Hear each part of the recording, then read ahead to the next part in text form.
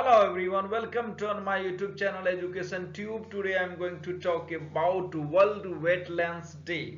तो आज हम बात करने वाले हैं वर्ल्ड वेटलैंड्स डे के बारे में और आज 2 फरवरी 2022।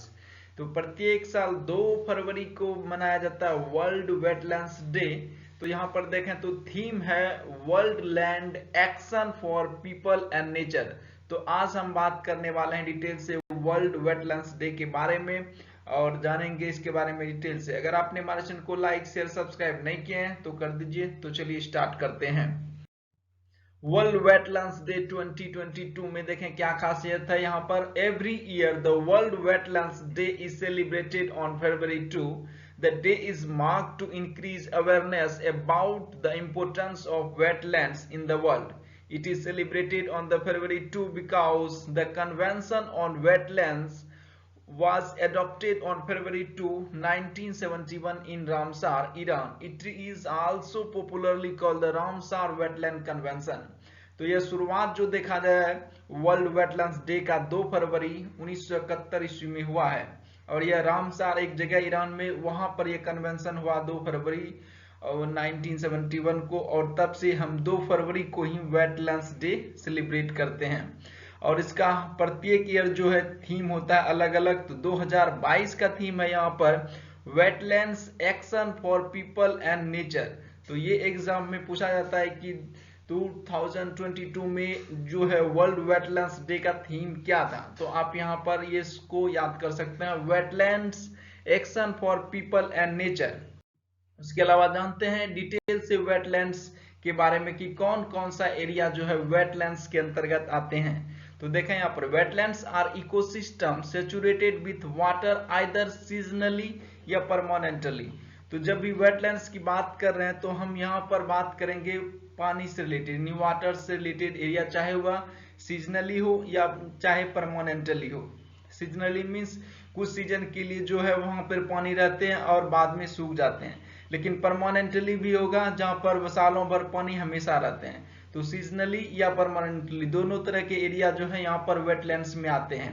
तो यहाँ पर देखा जाए तो कौन कौन से एरिया आते हैं, mangrove, marsh, rivers, lakes, delta, flood plains and flooded forest, rice field, coral reef, marine area no deeper than 6 meters at low tide, as well as human-made wetlands such as wastewater treatment ponds and reservoirs.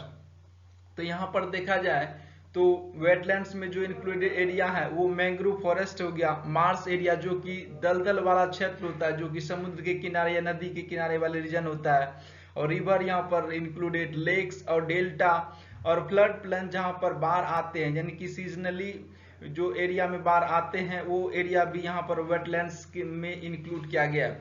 और flooded forest वो area जो हमेशा flooded रहता है, forest वाले area होते हैं, वो भी जो है वेटलैंड्स की श्रेणी में आता है।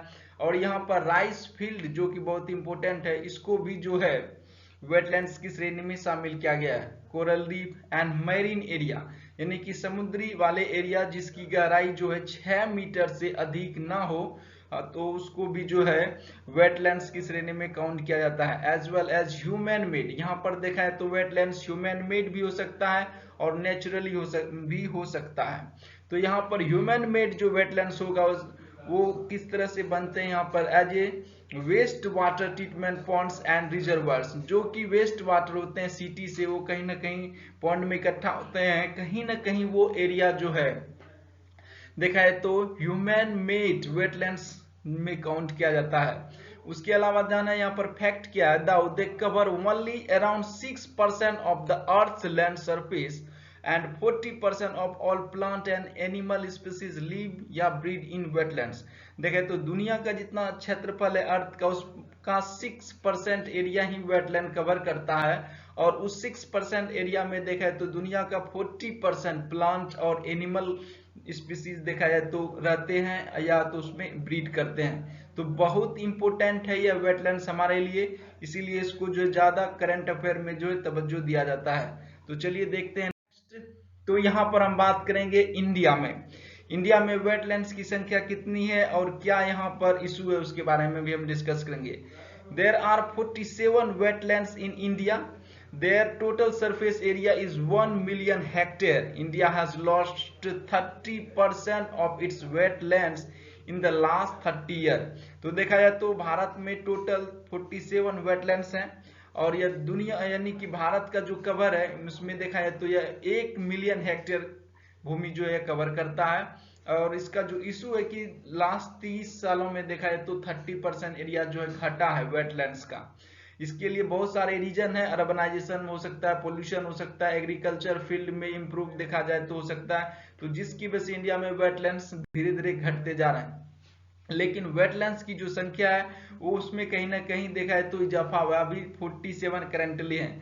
तो रिसेंटली जो है 4 जो है इंडियन साइट जो है ऐड किया गया है वेटलैंड्स में। तो 2 हरियाणा से है और 2 गुजरात से है। तो चलिए उसके बारे में डिटेल से जानते हैं। Recently, Ramsar Convention has designated 4 new wetlands in India। जो 4 जो वेटलैंड्स एरिया है उसको इंक्लूड किया गया है रामसर कन्वेंशन के थ्रू। तो वो आपको 2 गुजरात और 2 जो हरियाणा से है। यहाँ पे देखा है तो बिंडवास वाइल्ड लाइफ सेंचुरी हरियाणा से है, जो कि हरियाणा का सबसे लार्जेस्ट वेटलैंड और ह्यूमन फ्रेश वाटर वेटलैंड है। तो याद रखिएगा ये कैसा ह्यूमन मेड है और फ्रेश वेटलैंड वाटर है, वेटलैंड है। तो उसके अलावा देखें तो सुल्तानपुर नेशनल पार्क ये कि बहुत ज्यादा फेमस है। From Haryana supports more than 220 species of resident winter migratory and local migratory water birds eight critical stage of their life cycle. तो यहाँ यह जो है सुल्तानपुर नेशनल पार्क ये बर्ड सेंचुरी के लिए भी फेमस है और यहाँ पर 220 से अधिक स्पीसीज देखा है तो यहाँ पर पाए जाते हैं। और विंटर में माइग्रेटरी बर्ड्स भी यहाँ पर आते हैं, चाहे वो इंटरनेशनल माइग्रेटरी बर्ड हो या लोकल माइग्रेटरी बर्ड हो, वो यहाँ पर आते हैं। थोल लेक वाइल्ड लाइफ सेंचुरी जो कि गुजरात में है and lie on the central Asian flyway and more than 320 bird species can be found here. तो ये भी जो है बर्ड के लिए फेमस है। तो जो बर्ड फ्लाई करते हैं एशियन वाले रीजन में, एशिया के अधिकांश रीजन में जो बर्ड होते हैं वो यहाँ पर आते हैं, यानी कि 320 बर्ड स्पीसीज यहाँ पर भी पाए जाते हैं। तो सुल्तानपुर एंड थोल लेक दोनों जो है बर्ड के लिए फेमस, यानी पक्षी के लिए। उसके अलावा देखें तो गुजरात के बाद वाना wetland from Gujarat is internationally important for the bird life as it provides wintering around to migratory water birds including over 80 species that migrate on the Central Asian flyway। तो बादवाना वेटलैंड फ्रॉम गुजरात ये भी जो है बर्ड के लिए famous ही है। तो यहाँ पर भी 80 स्पीसीज के आसपास देखा जाए तो बर्ड पाए जाने की संभावना है। उसके अलावा माइग्रेटरी बर्ड यहाँ पर भी आते हैं एशियन फ्लाईवे के थ्रू। तो यहाँ पर देखा जाए तो 3 जो है यहाँ पर सेंचुरी है, सुल्तानपुर, थोल लेक एंड बादवाना, ये तीनों जो है बर्ड के लिए फेमस है। और इन तीनों यानी कि अभी रिसेंटली ये 4 इंक्लूड किए गए हैं। तो ये चारों इंपोर्टेंट है, एग्जाम में इसकी आने की संभावना हो सकती है।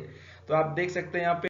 उसके अलावा देखें तो मेजर थ्रेट क्या वेटलैंड्स का, ये जो वेटलैंड्स है दिनों दिन जो है इसकी संख्या घटती जा रही है, मतलब इसकी एरिया जो है कहीं ना कहीं श्रिंक होते जा रहा है। तो इसके लिए बहुत सारे फैक्टर यहाँ पर जिम्मेदार है। इसमें अर्बनाइजेशन बोल सकते हैं, एग्रीकल्चर एक्टिविटीज, अर्बनाइजेशन मींस यहाँ पर बोल सकते हैं शहरीकरण। Wetlands near urban center are under increasing development pressure for residential, industrial and commercial facilities. जिस तरह से शहरीकरण होता जा रहा है कहीं ना कहीं डेवलपमेंट और प्रेशर जो है वेटलैंड पे आ रहा है और रेसिडेंशियल एरिया बढ़ता जा रहा है। तो ये जो है वेटलैंड्स धीरे धीरे की जो एरिया है घटता जा रहा है। एग्रीकल्चर एक्टिविटीज में देखा है तो following the green revolution of the 1970 vast stretches of the wetlands have been converted to paddy fields.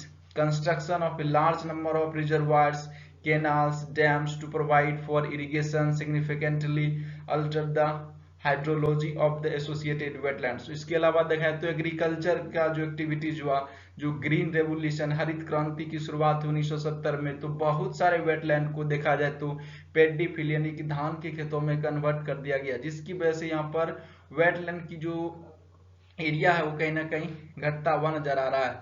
उसके अलावा जो भी देखा है तो कंस्ट्रक्शन हुआ, डैम हुआ, रिजर्वायर हुआ या कैनाल हुआ, उसकी वजह से भी जो है वेटलैंड्स का जो एरिया है उसमें भी देखा जाए तो यहाँ पर कमी पाया गया। तो मेजर थ्रेट है जिसकी वजह से वेटलैंड दिनों दिन घटते जा रहे हैं, जो कि बहुत ही यह डेंजरस इशू। इसके अलावा देखा जाए तो pollution, aquaculture, climate change and anthropogenic activities, ये सभी जो इशू हैं जिसकी वजह से जो वेटलैंड का एरिया है दिनों दिन घटता जा रहा है। तो वेटलैंड्स के लिए ये सभी थ्रेट है। यहाँ पर आप इसके बारे में डिटेल से पढ़ सकते हैं, लिख सकते हैं। आई होप यह वीडियो आपको इन्फॉर्मेटिव लगा होगा। अगर आपने हमारे चैनल को लाइक शेयर सब्सक्राइब नहीं किया तो कर दीजिए। Thanks for watching.